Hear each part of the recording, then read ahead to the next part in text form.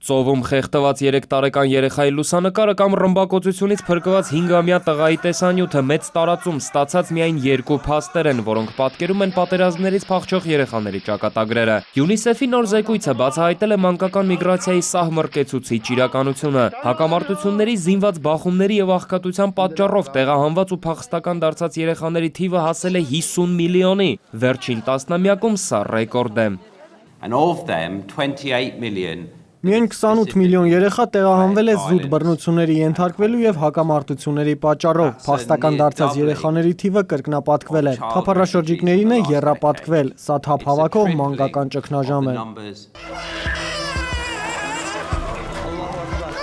Հատկապես խոցելի են մերձավոր արևելքում չդադարող պատերազմներից տուժած երեխաները, առաջին 2 տեղում սիրիացիներն ու աֆղանստանցիներն են։ Նրանք կազմում են փախստական երեխաների ընդհանուր թվի գրեթե կեսը։ Շատերը մնացել են առանց ծնողների, հայտնվել թրաֆիքինգի ենթարկվելու, սպանվելու, խոշտանգվելու, սոված մնալու, ծովում խեղդվելու իրական վտանգի մեջ։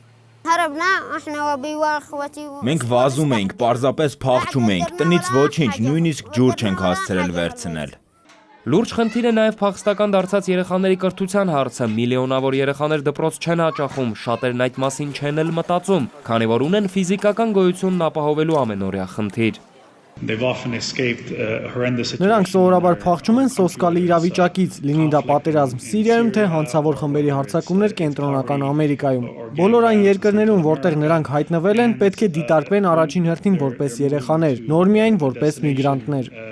ՅՈՒՆԻՍԵՖ-ը պահանջում է օգնել նրանց, վերջ դնել փախստական երեխաների ձերբակալությանը, գտնել հարազատներին ու ապահովել բժշկական օգնությամբ։ Դավիթ Սարգսյան, ժամլրատվական։